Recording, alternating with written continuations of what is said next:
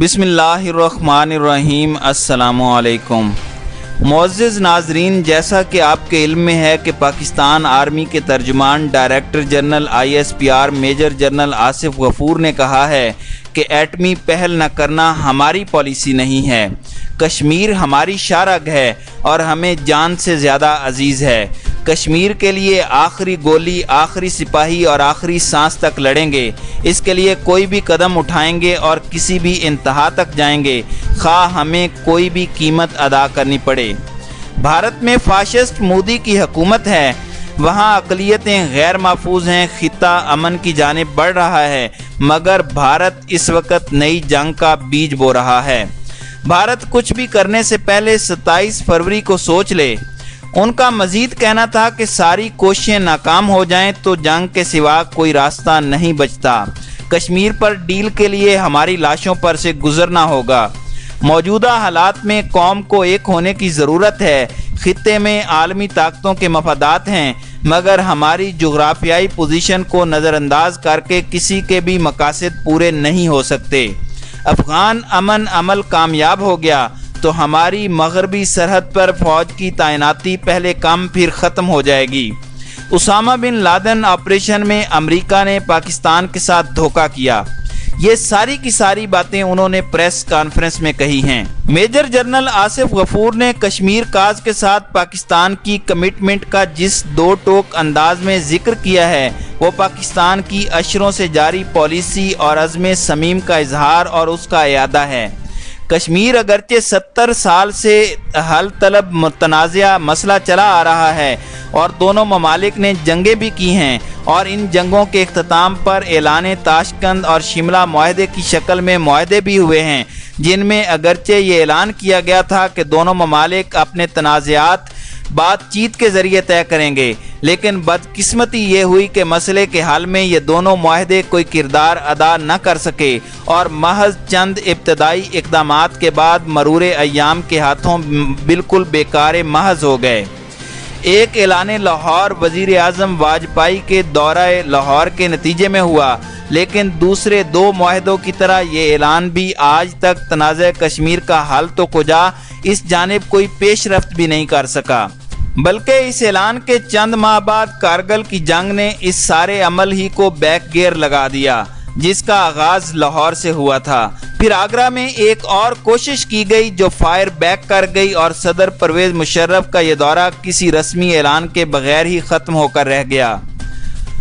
معزز ناظرین، اب نریندر مودی نے کشمیر کی خصوصی حیثیت ہی ختم کر دی ہے جو آئین کے تحت ریاست کو ہمیشہ حاصل رہی، جس کے تحت کوئی غیر کشمیری نہ تو کشمیر میں مستقل آباد ہو سکتا تھا اور نہ ہی ریاست میں جائیداد وغیرہ کی خریداری کا حق رکھتا تھا، کیونکہ اگر ایسا ہوتا تو کشمیر کی حیثیت چند سال کے اندر ہی بدل کر رہ جاتی۔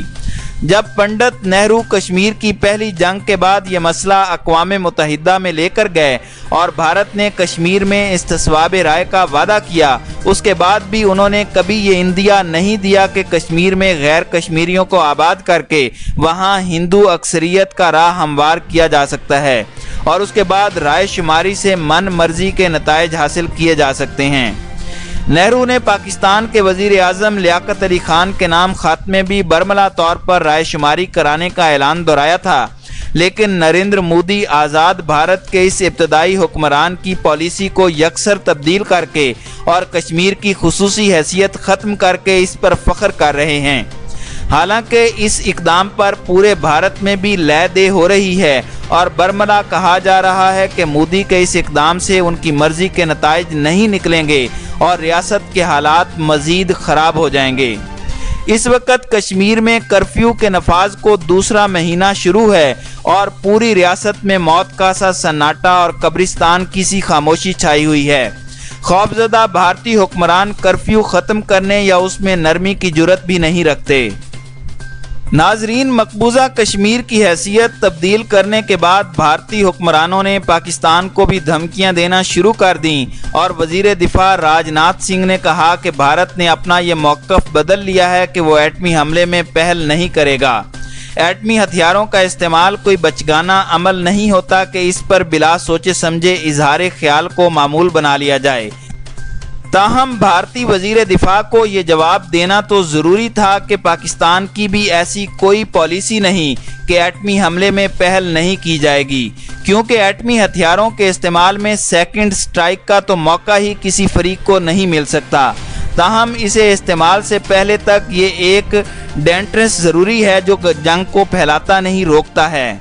معزز ناظرین، امریکہ 18 سال سے افغانستان کی جنگ میں الجھا ہوا ہے اور 2 امریکی صدور 8 سال تک حکمرانی کر کے رخصت ہو گئے، لیکن انہیں افغانستان میں ایٹمی حملے کا خیال تک نہیں آیا، حالانکہ وہاں اس سے کم ہر خطرناک ہتھیار استعمال کر لیا گیا ہے۔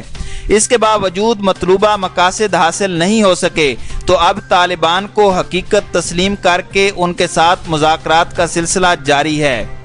البتہ اس دوران صدر ٹرمپ کئی بار 1 کروڑ افغانوں کو مارنے کی بات کر چکے ہیں، ان کا اشارہ ایٹمی ہتھیاروں کے استعمال کی طرف ہی ہوتا ہے۔ تاہم ایٹمی تباہی کا ادراک رکھنے والے سائنسدان اور انسانیت کے مستقبل کے بارے میں تشویش میں مبتلا مدبرین ہمیشہ اس بات میں محتاط گفتگو ہی کرتے ہیں۔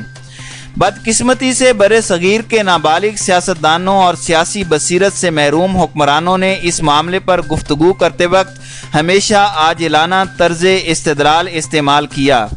بھارت کو اس سلسلے میں بر وقت انتباہ ضروری تھا، جو میجر جنرل آصف غفور نے یہ کہہ کر اچھی طرح کر دیا ہے کہ ہماری ایسی کوئی پالیسی نہیں کہ ہم نیوکلیئر حملے میں پہل نہیں کریں گے۔ یہ وضاحت اس لیے بھی ضروری تھی کہ پچھلے دنوں حکومت کے بعض ذمہ داران نے ایسی بات کر دی تھی کہ پاکستان ایٹمی حملے میں پہل نہیں کرے گا۔